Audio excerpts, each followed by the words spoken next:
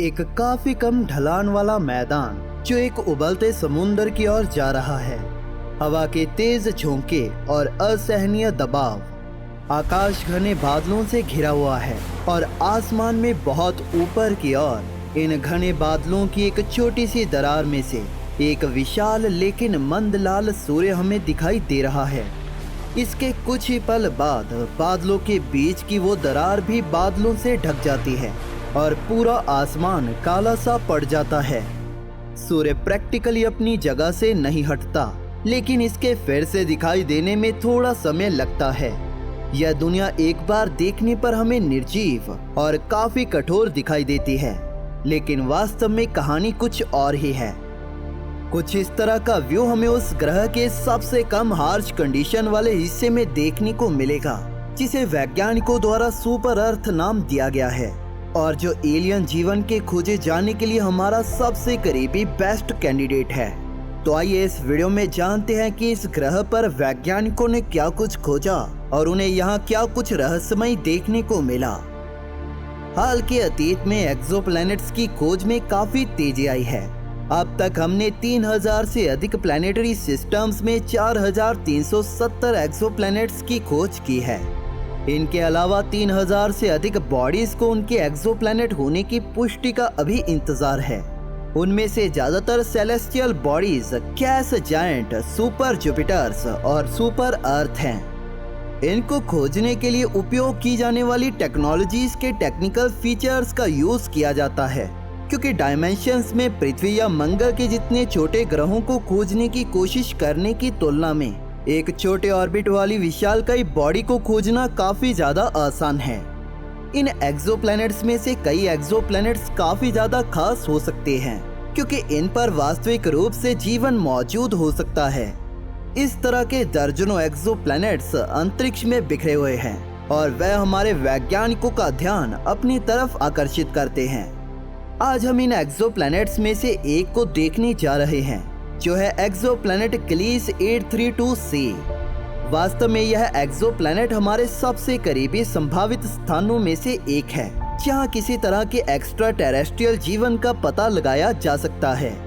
यह exoplanet Gliese 832 नामक एक तारे को ऑर्बिट करता है, जो सूर्य से 16 लाइट ईयर्स दूर है।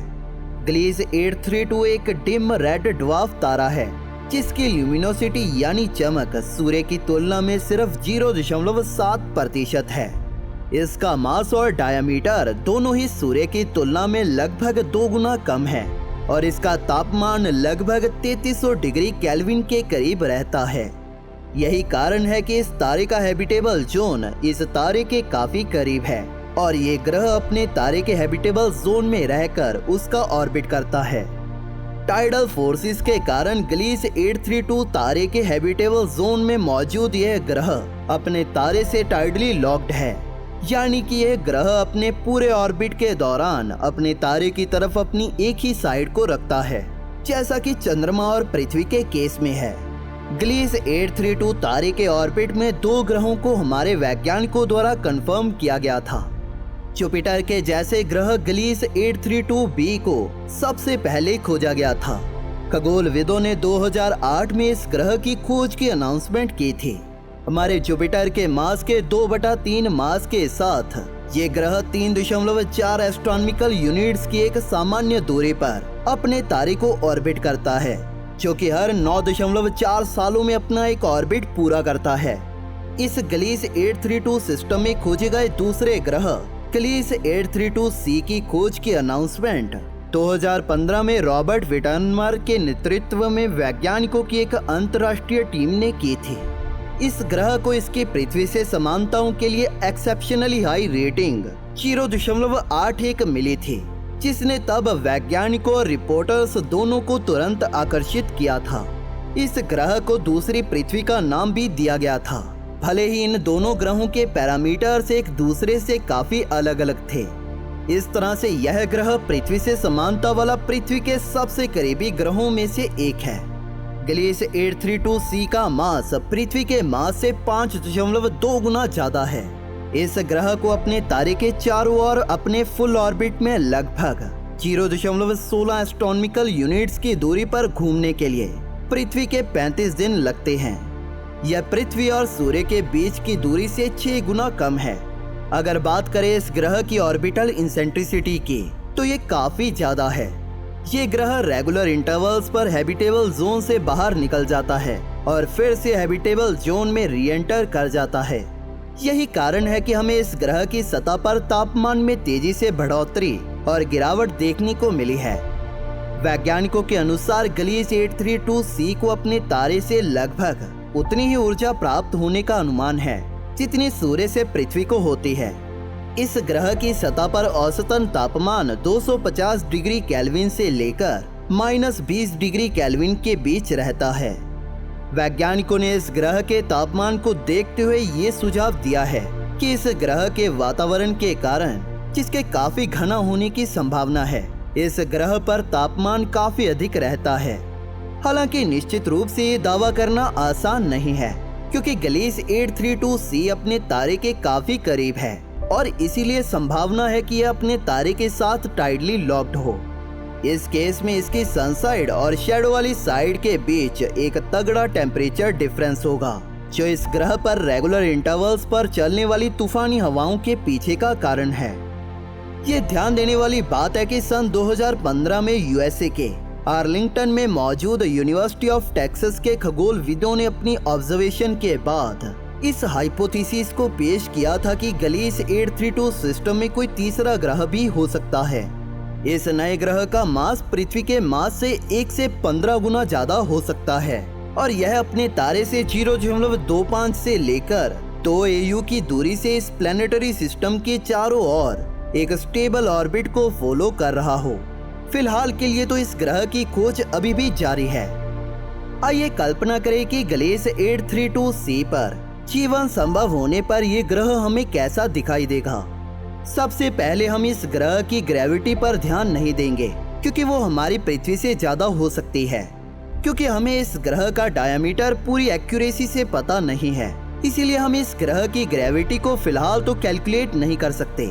फिर भी यह डेंसिटी के मामले में हमारी पृथ्वी और पृथ्वी जैसे ग्रहों के समान एक चट्टानी ग्रह है, इसीलिए इसकी ग्रेविटेशनल फोर्स पृथ्वी के मुकाबले 200 से 400 गुना ज्यादा होने की संभावना है, जिसकी वजह से इस ग्रह की सतह काफी हद तक समतल होगी, यानी कि इस ग्रह के पहाड़ ज्यादा ऊंचे नहीं होंगे और उसी तरह से इसके महासागर भी ज्यादा गहरे नहीं होंगे, जो इस ग्रह पर गर्म पानी के एरिया को इंक्रीज कर देगा, जो जीवन के पनपने के लिए अनुकूल है। काफी घने वातावरण और काफी डिम सूर्य के कारण गलीस 832c का पूरा वातावरण एक लाल रंग का होगा और इसी के साथ इस ग्रह पर पृथ्वी के मुकाबले दिन में भी कम रोशनी होगी, जिसकी वजह से ये ग्रह आधे अंधकार में डूबा होगा। क्योंकि ये ग्रह हर समय अपने तारे की तरफ अपनी एक ही साइड को हमेशा रखता है, इसीलिए धूप की तरफ वाली साइड का टेम्परेचर ज्यादा होगा और छाया वाली साइड का टेम्परेचर कम होगा। उन दोनों साइड्स के बीच एक ऐसा रिंग के जैसा एरिया होगा जहां टेम्परेचर काफी ज्यादा सही होगा। हालांकि इस ग्रह की रेगुलर हीटिंग के कारण इस ग्रह का वातावरण लगातार बदलता रहेगा, जिसके कारण इस ग्रह पर काफी तेज हवाएं भी चलती होंगी। जैसे कि हमने जाना कि गलीस 832c का ऑर्बिट छोटा और लंबा है, इसके कारण इस ग्रह पर मौसम हर हफ्ते बदलते होंगे। जैसे हमारी पृथ्वी की रोटेशनल एक्सिस की टिल्ट पृथ्वी पर मौसम के बदलने में अहम रोल निभाती है, वैसा इस ग्रह के केस में बिल्कुल भी नहीं है। इस ग्रह पर मौसम का बदलना इसके अपने सितारे के करीब या उससे दूर जाने पर निर्भर करेगा। गलीस 832c पर जीवन के पनपने के लिए सबसे फेवरेबल कंडीशंस इस ग्रह के रिंग जैसे एरिया पर मौजूद होंगी। इस रिंग जैसे एरिया में इसकी गर्म साइड बने बादलों से बारिश होने के कारण ज्यादातर तरल पानी यहाँ जमा हो जाएगा। इस ग्रह की डार्क साइड पर आइस कैप्स भी इस रिंग जैसी एरिया के करीब पिघल जाएंगे और इस तरह से इस रिंग जैसे एरिया में और भी अधिक पानी इकट्ठा होगा। यह तो हम सभी जानते हैं कि वो पानी ही है जो जीवन को विकसित करने में सबसे महत्वपूर्ण है। इस ग्रह पर बदलते मौसम हमारे पृथ्वी पर आने वाले लूनर टाइड्स का रोल इस ग्रह पर निभाएंगे और जिनकी वजह से इस ग्रह की सतह पर पानी ऊपर और नीचे चढ़ता रहेगा। पानी में घुलने वाले पदार्थों के साथ पानी में मिलने की यह प्रक्रिया जीवन की उत्पत्ति और विकास के लिए एक अच्छी जरूरी प्रोसेस है। जीवन के पहले पानी में डेवलप होने और शायद जमीन पर ना फैलने के चांसेस काफी ज्यादा हैं। ये महासागरों से जीवन पर ग्रेविटी के इफेक्ट को कम करेंगे और इस जीवन को तापमान में आने वाले तेज परिवर्तनों और तूफानी हवाओं से भी बचाएंगे।